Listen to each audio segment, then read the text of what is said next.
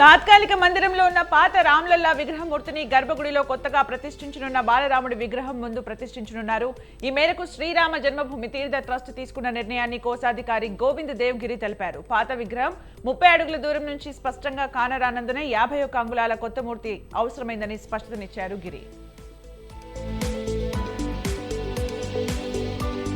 బాలరాముని విగ్రహ ప్రాణ ప్రతిష్ఠ సందర్భంగా ధర్మకార్య ఉత్సవ సమితి ఆధ్వర్యంలో సిద్దిపేట పట్టణంలో శ్రీరామ శోభాయాత్ర కన్నుల పండుగగా సాగింది. వెంకటేశ్వర ఆలయం నుండి ప్రారంభమైన ఈ యాత్ర పట్టణపుర వీధుల గుండా సాగింది. శ్రీరాముని విగ్రహంతో సాగిన ఈ యాత్రలో ప్రజలు పెద్ద సంఖ్యలో హాజరయ్యారు. గుజరాత్ రాష్ట్రం సూరత్ కు చెందిన 14 ఏళ్ల బాలిక భవిక మహేశ్వరి రామభక్తిని చాటుకుంది.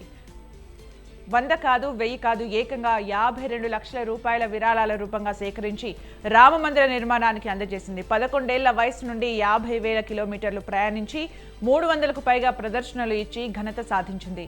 108కి పైగా వీడియోలను రికార్డ్ చేసి యూట్యూబ్లో అప్లోడ్ చేసి దేశ ప్రజల దృష్టిని ఆకర్షించి అందరి ప్రశంసలు అందుకుంది. అన్నమయ్య జిల్లా తంబళ్లపల్లి నియోజకవర్గం బి కొత్తకోట పట్టణంలో జరిగిన శోభాయాత్ర జై శ్రీరామ్ నినాదాలతో మార్మోగింది. పోకనాటి వీధిలోని కోదండరామస్వామి ఆలయం నుండి ప్రారంభమైన ఈ యాత్ర పట్టణ ప్రధాన వీధుల గుండా సాగింది. యువత భారీ సంఖ్యలో పాల్గొని రామ లక్ష్మణ జానకి జై జై బజరంగ బలి అంటూ చేసిన నినాదాలు హోరెత్తాయి.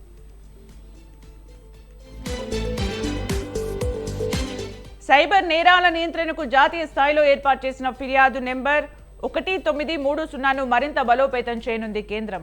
భారీగా వస్తున్న ఫిర్యాదులతో ఎప్పుడూ ఎంగేజ్లోనే ఉంటున్న ఈ నెంబర్కు ప్రత్యామ్నాయ మార్గాల్ని అన్వేషిస్తోంది. ఎంగేజ్ వచ్చిన సమయంలో అప్పటికప్పుడు ఒక లింకును మెసేజ్ రూపేణా పంపించి తద్వారా బాధితుడి వివరాలు సేకరణతో దర్యాప్తును వేగవంతం చేయనుంది. ఈ విధానాన్ని త్వరలో ప్రయోగాత్మకంగా అందుబాటులోకి తేనుంది. లారీ డ్రైవర్ల జీవితాన్ని ప్రశ్నార్థకం చేసే నూతన చట్టాన్ని ఉపసంహరించుకోవాలని డిమాండ్ చేస్తూ శ్రీ సత్యసాయి జిల్లా హిందూపురంలో డ్రైవర్లు నిరసనకు దిగారు. All India truckers drivers associations ఆధ్వర్యంలో ఈ ర్యాలీ జరిగింది. కొత్తగా అమల్లోకి రానున్న ఈ చట్టం అమలు విషయంపై కేంద్ర ప్రభుత్వం పునరాలోచన చేయాలని డిమాండ్ చేశారు.